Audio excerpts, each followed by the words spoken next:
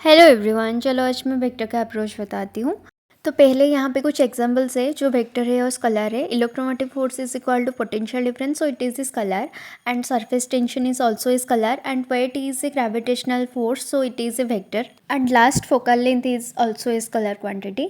Mass is equal to quantity of matter, so it is also a vector quantity because it does not have any direction.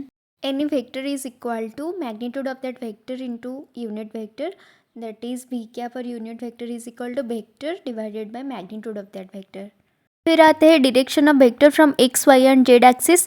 Cos square alpha plus cos square beta plus cos square gamma is equal to 1. Suppose यहाँ पे मैं ए vector ली हूँ और इसका अगर मैं x component लेती हूँ तो A x is equal to A cos alpha. तो अगर मैं ओनली कॉस अल्फ़ा निकाल रही हूँ तो ए एक्स बाय ए. अगर ऐसे मैं सारा वाई और जेड एक्सिस का कंपोनेंट लेके इसको सॉल्व करती हूँ तो ये cos square alpha plus cos square beta plus cos square gamma is equal to 1 आएगा. तो वैसे ही अगर मैं sine square alpha plus sine square beta plus sine square gamma is equal solve करती हूँ तो यहाँ पे कॉस स्क्वायर अल्फ़ा की जगह 1 माइनस साइन स्क्वायर अल्फ़ा अगर आएगा, ऐसे पुट करके करूँगी तो वो 2 आएगा. Then checking unit vector. If magnitude is 1 then it is a unit vector. तो क्वेश्चन में जो भी दो इसका मैग्नीट्यूड 1 कर दो तो यूनिट वेक्टर मिल जाएगा. जब भी दो वेक्टर को ऐड करते हैं तो उसका रिजल्टेंट उनके बीच में आता है और बड़े मैग्नीट्यूड वाले वेक्टर के पास आता है. Then triangle law of vector addition. If two vectors are represented by two side of triangle in a regular manner then third side of this triangle is opposite manner. तो इसका r is equal to A square plus B square plus 2ab cos theta का root over. अगर दोनों same vector का है, like दोनों vector का magnitude same है, तो r is equal to 2a cos theta by 2.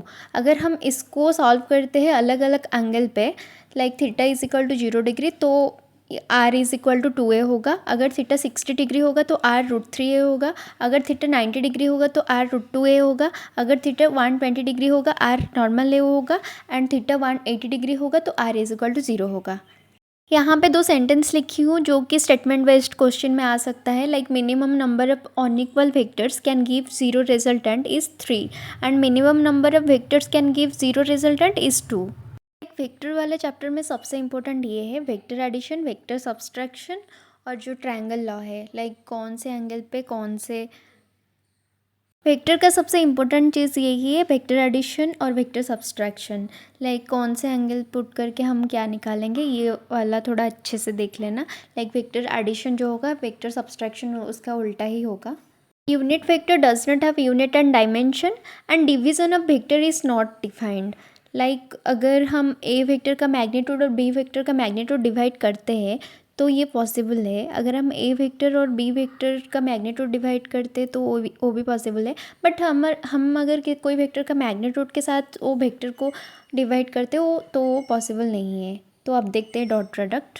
A vector dot B vector is equal to A B cos theta A into component of B along A and B into component of A along B. अगर हम यहाँ पे आई cap और J cap और के cap को dot product करते हो 1 आएगा. बट अगर हम डिफरेंट लाइक के कैप और जे कैप को डॉट प्रोडक्ट करते, के कैप और आई कैप को डॉट प्रोडक्ट करते तो वो 0 आएगा. देन देखते हैं application of dot product to find angle between vectors, to check unit vector, to check perpendicular vector, to find component of one vector along other vector. ये चारों application है डॉट प्रोडक्ट का.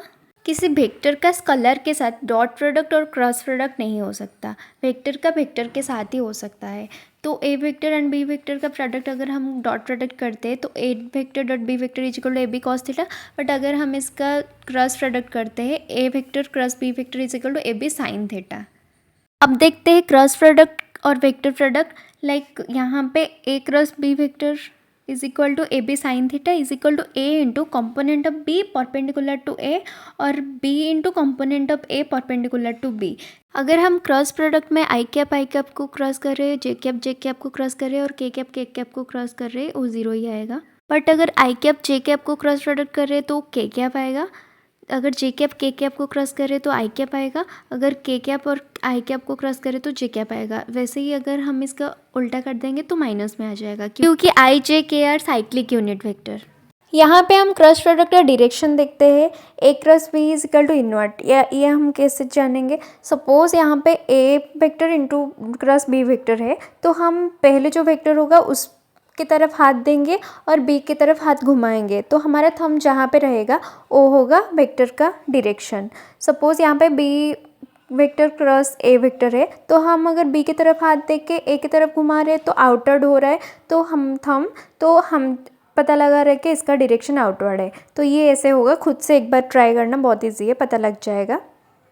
ये वाला वर्ड तो मैं भूल ही गई थी, like parallel vector, direction same but magnitude may और may not be same. Equal vector, both direction and magnitude are same. Anti parallel vector, direction of vector are opposite each other but magnitude may or may not be same.